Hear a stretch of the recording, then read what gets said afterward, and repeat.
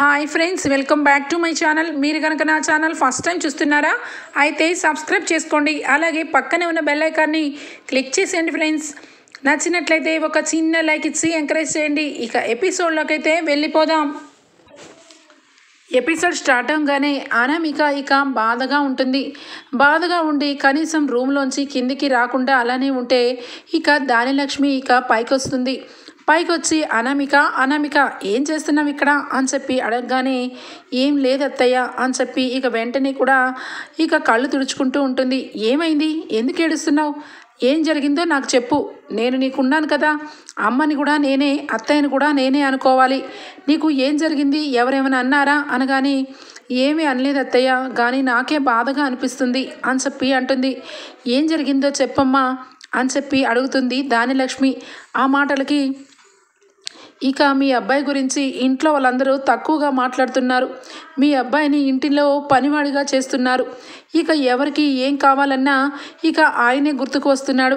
ఇక ఇంట్లో గ్రీజర్ పాడైపోయిందని ఒకరు, ఇంకొకరేమో కొత్త బట్టలు కుట్టించడానికి ఇక టైలర్కి ఫోన్ చేయమని ఒకరు, ఇక ఒకరేమో కారు డ్రైవర్గా, అలా రకరకాలుగా ఇక మా ఆయన్ని ఉపయోగించుకుంటున్నారు. కానీ ఆయనకి విలువ లేకుండా చేస్తున్నారు. దానికే బాధపడుతున్నాను అని చెప్పి అంటుంది. ఆ మాటకి దానిలక్ష్మి, అనామిక అలా నువ్వెందుకు అనుకుంటున్నావు, ఇంట్లో పనులేగా, ఇంట్లో పనులను చేయడం తప్పులేదు కదా అని చెప్పి అనగానే తప్పులేదు అత్తయ్య, కానీ అదే పనులు ఇక చేస్తూ కనీసం ఆఫీస్ వర్కులేమీ తనకి ఇవ్వకుండా తను ఆఫీస్కి వెళ్లకుండా ఇంట్లోనే ఉంటూ ఉంటే నాకు ఎంత బాధగా ఉంటుందో చెప్పండి. ఇందాక డైనింగ్ దగ్గర ఇక అపర్ణ అత్తయ్య ఇక మీ అబ్బాయి గురించి ఎంత చీప్గా మాట్లాడారు. ఇక ఎప్పటి నుంచో గీజర్ పాడైపోతే చేయించవేంట్రా కళ్యాణ్ అని చెప్పి గట్టిగా నిలదీశారు. నేను చాలా బాధపడుతున్నాను. ఎందుకంటే రాజ్బాబు గారితో పాటే ఇక కళ్యాణ్ కూడా సమానమే, కానీ ఆ రకంగా ఇంట్లో చూడట్లేదు. ఎంతసేపు రాజ్బాబు గారికి ఎంత దర్జాగా చూస్తారు, ఆయనని అందరూ కూడా ఎంతో గౌరవిస్తారు. అదే ఇక కళ్యాణ్ని మాత్రం చాలా చీప్గా తీసి పడేస్తున్నారు. నేను ఎందుకని బాధపడకూడదు చెప్పండి అత్తయ్య, ఆ విషయంలో నేను ఎంతగానో బాధపడుతున్నాను అని చెప్పి అంటుంది. ఇక దానిలక్ష్మి మనసులో కూడా ఆల్రెడీ ఇక రుద్రాన్ని చెప్పడంతో ఇక తన మనసులో కూడా ఎక్కడో దగ్గర అవును, కళ్యాణ్ని ఇంట్లో వాళ్ళందరూ కూడా ఒక పనివాడిలాగే చూస్తున్నారు అని చెప్పి మనసులో అనుకుంటుంది.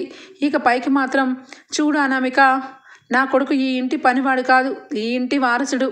నువ్వు తప్పుగా అనుకుంటున్నావు. ఇంట్లో వాళ్ళందరూ ఏదో చనువుగా అలా అంటున్నారు తప్పించి కళ్యాణ్ని పనివాడిగా ఎందుకు చూస్తారు చెప్పు అని చెప్పి అంటే, నీ ఎందుకో ఆంటీ నాకైతే నమ్మకం కుదరట్లేదు. నా భర్త కూడా రాజ్బాబు గారిలాగా సమానంగా ఆఫీస్కు వెళ్ళి వర్క్ చేస్తే నాకు ఇష్టం. ఈయనేమో కవిత్వాలని చెప్పి ఇంట్లోనే ఉంటూ ఉన్నారు. నాకు ఏమీ బాధ అనిపించదా చెప్పండి. నేను ఆయన్ని కవిత్వాలు చూసి ఇష్టపడ్డాను, కానీ అది తనకి తినడానికి పనికొస్తుందా చెప్పండి.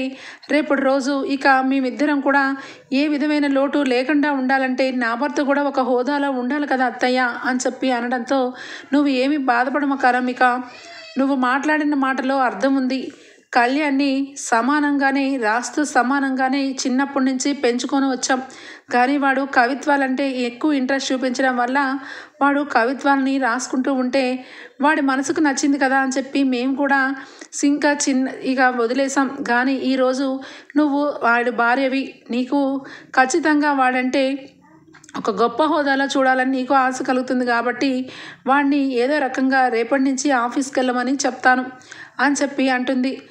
మీరు చెప్తున్నారు నిజం అవుతుందో అవ్వదో కూడా నాకు నమ్మాలనిపించట్లేదు అనగానే ఖచ్చితంగా ఈ అత్తయ్య నీకు మాట ఇస్తున్నారు, రాజుతో సమానంగా ఆఫీస్కు వెళ్తాడు, నువ్వేమీ బాధపడద్దు అని చెప్పి మాట ఇస్తుంది. ఇక వెంటనే లోపల అనామిక అయితే చాలా హ్యాపీగా ఫీల్ అవుతుంది. సరే అత్తయ్య అని చెప్పి అనడంతో దానిలక్ష్మి అక్కడి నుంచి వెళ్ళిపోతుంది. ఇక ఇంతలో వెంటనే కూడా కాల్ వస్తుంది ఇక అనామిక కాల్ లిఫ్ట్ చేసేసరికి శృతి, హాయ్ శృతి, ఏంటి ఈ టైంలో ఫోన్ చేసావు అనగానే ఏంటి ఎవరైనా ఉన్నారా అని చెప్పి శృతి అడుగుతుంది. లేదు సారీ శ్వేత అడుగుతుంది.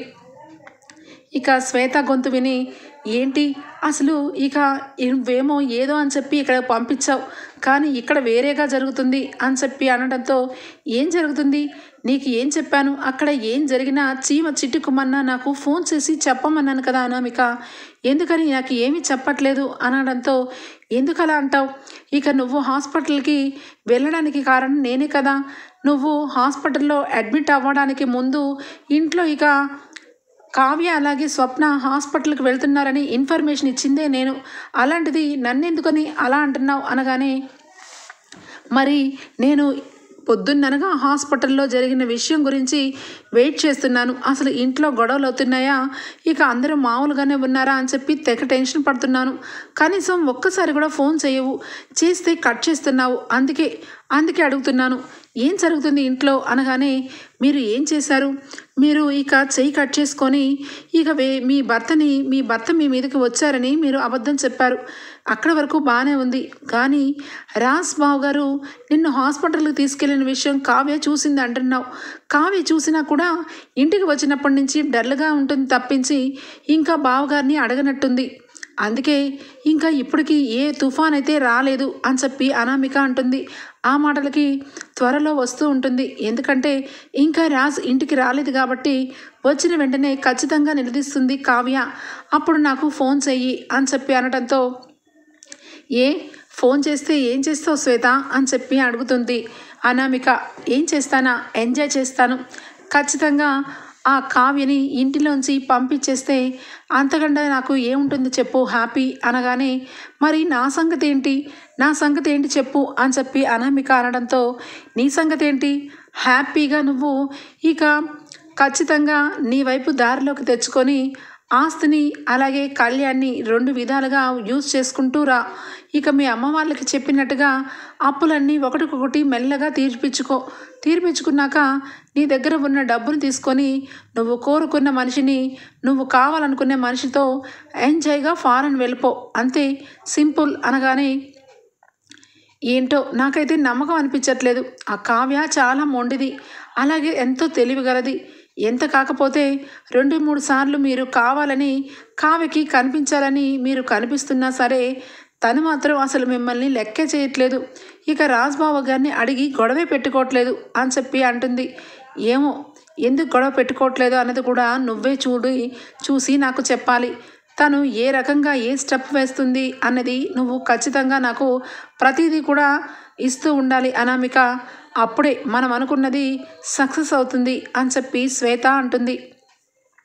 ఇక ఇంతలో కళ్యాణ్ రావడం చూసి, సరే ఫోన్ పెట్టేసి, మా ఆయన కళ్యాణ్ వస్తున్నారు అనగానే ఇక ఫోన్ పెట్టేస్తుంది ఇక శ్వేత. ఇక వెంటనే కిందకి అందరూ కలిసి డిన్నర్ చేస్తూ ఉంటారు. డిన్నర్ చేస్తున్న టైంలో రాజు వచ్చి కళావతి గురించి అడగగానే, కళావతి ఇక కళ్ళు తిరిగింది, నీకు తెలియదా అని చెప్పి ఇక ఇందిరాదేవి అనడంతో, ఇక కావ్య ఎక్కడుందబ్బా అని చెప్పి రాగానే ఇక ఒక దగ్గర కూర్చొని బాధపడుతూ ఏడుస్తూ కనిపిస్తుంది కావ్య. ఏంటి కావ్య ఎక్కడున్నావు అనగానే, ఇక్కడ కూర్చోకూడదా, ఇక్కడ కూర్చుంటే ఏమైనా అవుతుందా అని చెప్పి అనగానే, ఏం అవ్వదు కానీ ఒక్కదానివి ఇక్కడెందుకు కూర్చున్నావు, అందరూ హాల్లో భోంచేస్తున్నారు, పద భోంచేద్దాం అనగానే, నాకు ఇష్టం లేదు, నాకు తినాలని లేదు అని చెప్పి అంటుంది కావ్య. ఎందుకు తినాలని లేదు? అయినా నీకు కళ్ళు ఎందుకు తిరుగుతున్నాయి? ఇగో ఈ రకంగా అన్నం మానేస్తే ఎవరికైనా కళ్ళు తిరుగుతాయి, పద అనగానే, మీరు ఎక్కడికి వెళ్ళారు చెప్పండి, నేను ఫోన్ చేస్తే మీరు పెట్టేమని చాలా సీరియస్గా చెప్పారు, నాకంటే మించిన బిజీనా చెప్పండి, నాకంటే మీకు ఇక వర్కే ఎక్కువైపోయిందా అనగానే, సారీ కళావతి, నీ గురించి నేను ఇక నువ్వు నాకు మామూలుగా ఫోన్ చేస్తున్నావేమో అని ఇక గసురుకున్నాను, కానీ నిజానికి నేను చాలా ఇంపార్టెంట్ విషయంలో ఉన్నాను, దానివల్ల నీ కాల్ని కట్ చేశాను, అంతే తప్పించి కావాలని కాదు, అర్థం చేసుకో అని అనగానే, అవునండి ఎప్పుడు కూడా నేనే అర్థం చేసుకోవాలి, నేనే అన్నీ కూడా తెలుసుకోవాలి, అంతేగాని మీరు ఏ విషయంలో కూడా నన్ను అర్థం చేసుకోరు, మీకు ఏది ఇష్టమైతే అదే చేస్తారు అని చెప్పి అంటుంది. ఏం మాట్లాడుతున్నావు, ఎందుకు అలాగా ఈ మధ్య కావాలని ఏదో ఒకటి నన్ను ఇండైరెక్ట్గా మాట్లాడుతున్నావు, పద వెళ్ళి భోజనం చేద్దాం అనగానే ఇక రాజ్తో మాట్లాడకుండా సీరియస్గా అక్కడి నుంచి కావ్య వెళ్ళిపోతూ ఉంటే, కళావతి అని చెప్పి పిలుస్తాడు. అయినా కూడా పట్టించుకోకుండా సీరియస్గా లోపలికి వెళ్ళిపోతుంది. లోపలికి వెళ్ళిపోయిన రాజ్ అయితే ఇక వెంటనే మనసులో ఏంటి కావ్యకి ఏమైంది ఇంత సీరియస్గా ఉంది అయినా కళ్ళు తిరుగుతున్నాయని చెప్పి నాకు ఫోన్ చేసింది. నేను ఇక కళావతిని పక్కన పెట్టేసి ఇక శృతిని తీసుకొని వచ్చి హాస్పిటల్కి వచ్చాను. నేను చేసింది నాకు తెలియదు కాబట్టి నేను సేవ్ చేయడానికే వెళ్ళాను తప్ప కళావతి మీద కోపంతో కాదు. అది అర్థం చేసుకోకుండా మొండిగా అలానే ఉంటుంది అని చెప్పి ఇక వెంటనే కూడా వెనకాలే వస్తాడు. ఇక అక్కడ ఉన్న వాళ్ళందరూ కూడా భోజనం చేస్తూ ఉంటే ఇక కావ్య వెళ్ళి కావలసిన కూరలు అన్నం అన్నీ కూడా సర్వ్ చేస్తూ ఉంటుంది. ఇక అలా సర్వ్ చేస్తూ ఉంటే అందరూ కూడా కావ్య వంక సీరియస్గా చూస్తూ ఉంటారు. అక్కడే ఉన్న స్వప్న, ఏ కావ్య ఎందుకే సర్వ్ చేస్తున్నావు? నువ్వు వచ్చి తిను, పొద్దున్నుంచి తినంది నువ్వెందుకు సర్వ్ చేస్తున్నావు? అయినా ఒకరు వడ్డించిన అవసరం లేదు, అందరూ కూడా ఎవరి కాళ్ళు వడ్డించుకుంటారులే, నువ్వు కూర్చో అని చెప్పి ఇక స్వప్న అంటుంది. ఆ మాటలకి ఇక అక్కడే ఉన్న రుద్రాణి అయితే అవునవును అందరూ కూడా హాయిగా కూర్చొని తింటూ ఉంటే పెద్దవాళ్ళు వచ్చి మీకు వడ్డన చేస్తారు. ఈ ఇంటి కోడలుగా తన బాధ్యత అందరికీ వడ్డన చేస్తూ ఉంటుంది, దానిలో నువ్వెందుకు దూరుతున్నావు అని చెప్పి అనగానే అసలు అక్క చెల్లెళ్ళ మధ్యలో వచ్చింది మీరు మా మ్యాటర్లో దూరుతున్నారు.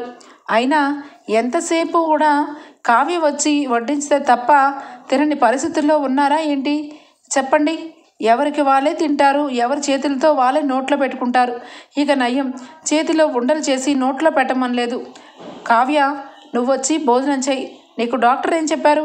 ఎలాంటి స్ట్రెస్ తీసుకోవద్దు, ఆరోగ్యంగా హ్యాపీగా ఉండమని చెప్పారు కదా, మరి ఇంతకీ నువ్వు భోజనం చేయకుండా ఇంతసేపు వెయిట్ చేసావు, నీ ఆరోగ్యం పాడైపోతుందన్న సంగతి కూడా నీకు తెలియట్లేదా అని చెప్పి స్వప్న అనడంతో ఇక అక్కడే ఉన్న ధాన్యలక్ష్మి అలాగే ఇక అపర్ణ ఇద్దరు కూడా మనసులో అనుకుంటారు, ఏంటి ఈ కావ్యకి ఏమైంది? కళ్ళు తిరుగుతున్నాయని చెప్పి హాస్పిటల్కి వెళ్ళింది. ఇక ఖచ్చితంగా కళ్ళు తిరిగినందుకు ఏదో ఒక టానికో ట్యాబ్లెటో ఇచ్చుంటారు, దానికెందుకు ఇంత ఘోరంగా హడావుడి చేస్తున్నారు అని చెప్పి అపర్ణ అయితే అంటుంది. ఆ మాటలకి ఇక స్వప్న అయితే లేదత్తయ్య, చిన్న విషయమేమీ కాదు, తనకి ఇక స్ట్రెస్తో చాలా వరకు ఫీల్ అయ్యి తన మనసులో ఉన్న మాటని బయట పెట్టుకోలేక ఉండలేక నరక యాతన పడుతుంది కావ్య. అసలు ఏం జరిగిందే కావ్య? హాస్పిటల్కి వచ్చినప్పటి నుంచి ఇలాగే బాధపడుతున్నావు, ఏం అడిగినా చెప్పట్లేదు, ఏంటో చెప్పు, పోనీ ఎవరికి చెప్పినా చెప్పకపోయినా కనీసం రాజ్ కన్నా చెప్పు, రాజ్ అడగండి మా అక్క ఏ విషయంలో బాధపడుతుందోనని అని అంటుంది స్వప్న. ఆ మాటలకి ఇక అక్కడే ఉన్న అపర్ణ, ఏం మాట్లాడుతున్నావు? మీ అక్క మీ చెల్లి ఎందుకు బాధపడుతుంది? శుభ్రంగా 4 పూట్ల భోజనం చేస్తూ సృష్టిగా ఇక ఇంట్లో అందరికి మీద ఎంతో కొంత పెత్తనం చెలాయిస్తూ హ్యాపీగానే ఉంది కదా, అంత స్ట్రెస్ రావడానికి కారణం ఏంటి? స్ట్రెస్ పడితే గిడితే నా మీద నా కొడుకు మీద పడాలి, అలాంటిది మేమే దుమ్ము దులిపేసినట్టుగా మిమ్మల్ని పక్కకు దులిపేసినా కూడా ఇంకా మీకు స్ట్రెస్ ఫీలింగ్ వస్తున్నాయి, కుటుంబం గురించి పాకులాడుతుంది అని చెప్తావేంటి అని చెప్పి అపర్ణ అంటుంది. ఇక వెంటనే కావ్య, లేదత్తయ్య నాకేమీ స్ట్రెస్గా లేదు, బాగానే ఉన్నాను, కాకపోతే కొంచెం తల తిరిగినట్టు అనిపించింది, ట్యాబ్లెట్లు వేసుకుంటే సర్దుకుంటుందిలే స్వప్న అని చెప్పి ఇక అన్నం కూర తీసుకొని వచ్చి సర్వ్ చేస్తూ ఉంటుంది. ఇక పప్పును తీసుకొని వచ్చి అందరికీ వేస్తూ ఉంటే దూరం నుంచి అనామిక, ఇదిగో దీన్ని ఒక ఆట ఆడుకోవాలి, ఇక ఈ కావ్యని ఇంట్లో అందరి ముందు చెడ్డని చెయ్యాలి అని చెప్పి వెంటనే కూడా కావ్య పప్పు డిష్ తీసుకొని వచ్చి సర్వ్ చేస్తూ ఉంటే కాలుని అడ్డంగా పెడుతుంది. అడ్డంగా పెట్టేసరికి ఒక్కసారిగా చేతిలో ఉన్న బౌల్ కాస్త ఇక వెంటనే అనామిక మీద పడిపోతుంది. అనామిక వెంటనే అమ్మ బాబోయ్ అని చెప్పి ఇక లేచిపోతుంది. వెంటనే ఇంట్లో వాళ్ళందరూ కూడా అలానే ఇక అనామిక వంక చూస్తూ ఉంటే, అయ్యో అనామిక చూసుకోలేదు, సారీ అనామిక, ఇలా జరుగుతుందని అస్సలు అనుకోలేదు, నేను ఇక ఉతికేస్తాను, ఖచ్చితంగా ఒక్క మరక లేకుండా చేస్తాను, నన్ను క్షమించు అనామిక అని చెప్పి ఇక మాట్లాడుతూ ఉంటుంది. ఆ మాటలకి ఎమ్మటే, ఏంటి మరకలు పోగొడతావా? నువ్వు తీసుకొని ఉతికేస్తావా? అవునా, నాకు రాదా ఉతకడం? అయినా అందరికీ పప్పు సర్వ్ చేశావు, అందరికీ కూరలు సర్వ్ చేశావు, చివరి ఆఖరికి నేను ఉన్నాను, నేను వడ్డించుకుంటానని చెప్పాను కూడా, అయినా కూడా నా మాట వినకుండా ఖచ్చితంగా నేనే చెయ్యాలి, నేనే నెగ్గాలి అని చెప్పి పోటీ ప్రకారం ఇక నన్ను కావాలని అందరి ముందు ఫూల్ని చేశావు, ఇంత మంచి శారీని చెడగొట్టావు అని చెప్పి అనామిక ఇక మాట్లాడుతూ ఉంటుంది. అక్కడే ఉన్న రాజ్ అయితే ఏం కాదు, ఏదో కొంచెం పనిలో ఏవేవో నీలి చుక్కలు పడుతూ ఉంటాయి అనామిక, తనేమీ కావాలని చేసింది కాదు. అందరూ ఫాస్టింగ్తో ఉన్నారని, అందరూ కూడా భోజనం సృష్టిగా తినాలని నా భార్య ఎప్పుడూ కోరుకుంటూ ఉంటుంది. నలుగురికి పెట్టే మనిషే కానీ ఈ రకమైన పనులు చేయదు అని చెప్పి రాజ్ అంటాడు. ఇక పక్కనే ఉన్న కళ్యాణ్ అయితే అనామిక వదిన గురించి ఎందుకు అలా మాట్లాడతావు, కావాలని ఎవరైనా పడేస్తారా, చెయ్యి తగిలి పడిపోయి ఉండొచ్చు అనగానే, అయ్యో కవిగారు, మీ వదినని నేను ఏమీ అనట్లేదు, మీ వదిన ఒక దేవకన్య, మీ దేవకన్యని నేను పూజించడం తప్పించి కోపం వస్తే దేవుడినైనా ఒక మాట అడగచ్చు కానీ ఇక నీ భార్యను మాత్రం అడగలేము, సారీ మీ వదిన్ని మాత్రం అడగలేము అని చెప్పి అనడంతో, ఏంటి అనామిక ఎప్పుడు చూసినా ఏదో ఒక గొడవ తప్పదా, ప్రశాంతంగా ఉండనివ్వవా అనగానే, అవునవును ప్రశాంతంగా ఉండనివ్వను, ఇప్పుడు మీ ప్రశాంతతకి ఏంటి వచ్చింది ప్రాబ్లం, నా మూలంగానే వచ్చిందా అని చెప్పి ఇక వెంటనే సీరియస్గా కావాలని అందరి ముందు లేచి వెళ్ళిపోతూ ఉంటుంది. వెంటనే ఇక అప్పుడే వస్తుంది కావ్య. అనామిక అనామిక అని చెప్పి దగ్గరకు రాగానే, హేయ్ నువ్వెవరు అసలు, నా చెయ్యి ఎందుకు పట్టుకుంటున్నావు, నీ మొహం చూస్తుంటేనే నాకు తేళ్ళు జర్రులు పాకినంత పని అవుతుంది, అసలు ఇక్కడి నుంచి వెళ్ళు అని చెప్పి కావ్యని అందరి ముందు అవమానిస్తుంది. అలా అవమానించి ఒక్కసారిగా చేయిని పట్టుకున్న కావ్యని విదిలించుకునేసరికి ఇక ఆల్రెడీ ప్రాబ్లంలో ఉన్న కావ్యకి కళ్ళు తిరిగి కింద పడిపోతుంది. ఇక వెంటనే అక్కడ అందరూ కూడా కావ్య కావ్య అని ఇందిరాదేవి ఒకవైపు, సీతారామయ్య ఒకవైపు కళ్యాణ్ రాజులు అందరూ కూడా కావ్య కావ్య ఏమైంది కావ్య అని చెప్పి ఇక అందరూ పట్టుకుంటారు. కానీ కళ్ళు మాత్రం తెరవదు ఇక కావ్య. ఆ మాటలకి వెంటనే కూడా రాజైతే, ఏంటి అనామిక ఈ పని, ఇంట్లో అందరికీ కూడా ఎంతో కొంత ఆస్తి ఉంటుంది, అందుకని పూర్తిగా ఇంటి కుటుంబ సభ్యులందరినీ గేలి చేస్తే ఎలా చెప్పు అని చెప్పి అంటుంది. ఆ మాటలకి సైలెంట్ అయిపోతుంది అనామిక. వెంటనే కూడా ఇక హాస్పిటల్ దగ్గరకు వెళ్ళి ఇక తలకి అలాగే ఎక్కడైతే దెబ్బలు కమిలిపోయిన దెబ్బలు తగిలాయో అక్కడ వరకు స్టిక్కర్లన్నీ వేసి ఇక ఇంటికి పంపిస్తారు. పంపించిన తర్వాత కళ్యాణ్ విషయంలో అనామిక కావాలని ఇక ఆఫీసు విషయం రెచ్చగొట్టి అందరి ముందు ఇక కావ్యని చెడ్డగా చేయాలని చూస్తుందని అర్థమవుతుంది. ఇక కావ్య వదినంటే ఎందుకు ఇంత కక్ష అనామికకి, ఈరోజు అనామికని నేను ఇద్దరం ఒకటయ్యాము అంటే అది ఖచ్చితంగా ఇక వదిన వల్లే నేను ఇంతగా పెళ్లి చేసుకొని హ్యాపీగా ఉంటున్నాను. ఒకసారి అప్పుకి ఫోన్ చేస్తాను, అప్పు మూలంగా నేను ఇక అనామికని పెళ్లి చేసుకోవాల్సి వచ్చింది, అప్పు లేకపోతే నేను అసలు లవ్లోనే పడేవాడిని కాదు, కనీసం పెళ్లి వరకు వెళ్ళేదే కాదు అని చెప్పి ఇక వెంటనే కూడా ఇక అప్పుకి ఫోన్ చేస్తాడు. అప్పు ఎంతకి ఫోన్ చేసినా కూడా లిఫ్ట్ చేయదు. ఇక నాయన ఇందులో ఇక కళ్యాణ్ ఫోన్ చేస్తుండు, కంపల్సరీ నేను ఎత్తే వరకు చేస్తున్నాడు కాబట్టి ఖచ్చితంగా ఎత్తాలి, ఇక నయ్యం మీరు ఎత్తి ఇక నేను లేనని చెప్పండి అని చెప్పి అనడంతో వెంటనే కూడా ఇక కావ్య మాత్రం చాలా డల్ అయిపోతుంది. తన మనసులో ఇక రాజ్ చేసిన విషయాలన్నీ గుర్తు తెచ్చుకొని కుమిలిపోతూ ఉంటుంది. ఈయనకి నేను ఏం పాపం చేశానో, నా మనసు నిండా కూడా ఆయన నేను గుడి కట్టుకొని పూజిస్తుంటే గుడిని కూల్చేసేసి ఇక వేరొక అమ్మాయితో సంబంధం పెట్టుకొని ఇక ఆ అమ్మాయిని కాబోయే భర్తనని అందరి ముందు హాస్పిటల్లో చెప్పి ట్రీట్మెంట్ ఇప్పిస్తున్నారు. సొంత భార్యని హాస్పిటల్ కోసం ఫోన్ చేస్తే కనీసం లిఫ్ట్ చేయకుండా కనీసం కట్ చేశారు అంటే నా మీద కొంచెం కూడా ఈయనకి ప్రేమ లేదని అర్థమైపోతుంది అని చెప్పి కావ్య అయితే బాధపడుతూ ఉంటుంది. ఇక మరొక వైపు స్వప్న తన మనసులో ఎక్కడో ఏంటి అక్క చాలా తేడాగా అనిపిస్తుంది, కావ్య చాలా తేడాగా అనిపిస్తుంది, ఈ రోజు ఎందుకో ఇక ఖచ్చితంగా రిపోర్ట్స్ వస్తాయి కదా, రిపోర్ట్స్లో ఇక కావ్యకి ఏంటి ప్రాబ్లం అన్నది తెలిసిపోతుంది అని చెప్పి ఇక మనసులో అయితే ఒకటే తొందరపడుతూ ఉంటుంది స్వప్న. మరొక పక్క ఇందిరాదేవి కూడా కావ్య విషయంలో ఇక రిపోర్ట్స్ ఎప్పుడు వస్తాయా అని చెప్పి వెయిట్ చేస్తూ ఉంటారు. ఇంతలోనే హాస్పిటల్ నుంచి కాల్ వస్తుంది. కాల్ రావడంతో ఇక వెంటనే కూడా ఇక రిపోర్ట్స్ గురించి చెప్పడానికే కాల్ చేస్తున్నట్టున్నారు. హాస్పిటల్ నుంచి అని చెప్పి వెంటనే కూడా లిఫ్ట్ చేయబోతూ ఉంటే ఇంతలో అక్కడే ఉన్న అపర్ణ అయితే లిఫ్ట్ చేస్తుంది.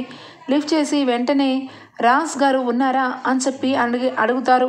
వెంటనే ఉన్నారు, మీరెవరు అనగానే మేము హాస్పిటల్ నుంచి కాల్ చేస్తున్నాము. శ్వేత అనే అమ్మాయికి ఇక మీ రాజ్ గారు కాబోయే భర్త కదా, ఇక ఆవిడ గారికి అంతా కూడా బాగానే ఉంది, తన్ని డిశ్చార్జ్ చేస్తున్నాం, తన్ని తీసుకొని వెళ్ళొచ్చు అని చెప్పి నర్సులు చెప్పడంతో ఇక ఒక్కసారిగా షాక్ అయిపోతుంది అపర్ణ. ఏం మాట్లాడుతున్నారు, మా అబ్బాయికి కాబోయే భార్య ఎవరు అనగానే ఇక వెంటనే అదేనండి పేషెంట్ నేమ్ శ్వేత, తనకి ఇక కాబోయే భర్త అని చెప్పి రాజ్ సార్ నెంబర్ ఇచ్చారు, ఇక ఆ నెంబర్కే మేము కాల్ చేస్తున్నాం అనడంతో ఇక అపర్ణ మాత్రం ఏంటి, నా కొడుకు కాబోయే భార్య, నా కొడుక్కి ఆల్రెడీ పెళ్ళయింది కదా, ఎందుకు ఎవరు అసలు అని చెప్పి కనిపెట్టాలని హాస్పిటల్ అడ్రస్ చెప్పించుకుంటుంది. ఇక వెంటనే హాస్పిటల్కి బయలుదేరుతుంది. అసలు ఎవరు ఈ శ్వేత, కాబోయే భర్తని చెప్పిందేంటి రాజ్కి అని చెప్పి చూసేసరికి శ్వేత కనిపిస్తుంది.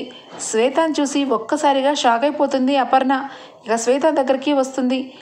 శ్వేత, ఏంటి ఇక్కడున్నావు, నా కొడుకుని వదిలిపెట్టవా, నా కొడుకు నీకు ఇక ఎలాంటి సంబంధం లేదని ఇంట్లో నుంచి వెళ్ళిపోయావు కదా, ఇప్పుడేంటి మళ్ళా నా కొడుకు చుట్టూ తిరుగుతున్నావు, ఇంకొకసారి నా కొడుకుతో మాట్లాడినా కలిసినా నేను ఏం చేస్తానో నాకు తెలియదు అని చెప్పి అనగానే అయ్యో ఆంటీ నేను మీ కొడుకుతో మాట్లాడను, కానీ నేను చెప్పేది వినండి, నేను ఏ తప్పు చేయలేదంటీ అని చెప్పి అంటూ ఉంటే నోర్మి, నువ్వు తప్పు చేయడం ఏంటే, నువ్వు తప్పులు చేసిన దానివి, నా కొడుకు నిన్ను ఎంతగానో ప్రేమించాడు, వాడిని నమ్మించి దెబ్బ కొట్టి వాడిని వదిలేసి వెళ్ళిపోయావు.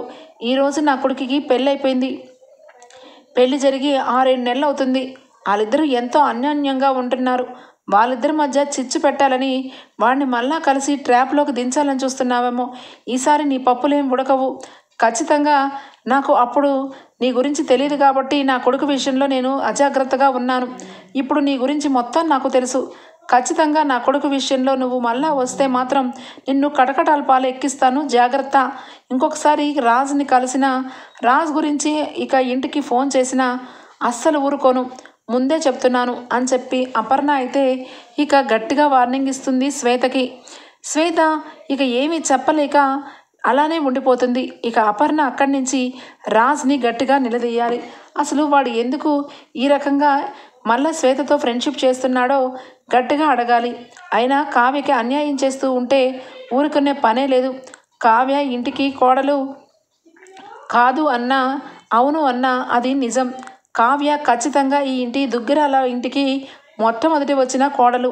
అలాంటి కావ్యని అన్యాయం చేస్తూ దీంతో తిరుగుతూ ఉంటే చూస్తూ ఊరుకుంటానా నేను? ఖచ్చితంగా నేను కావ్యకే సపోర్ట్ చేస్తాను అని చెప్పి అపర్ణ అయితే మనసులో అనుకుంటుంది. మరొక వైపు డాక్టర్ గారైతే ఫోన్ చేస్తారు.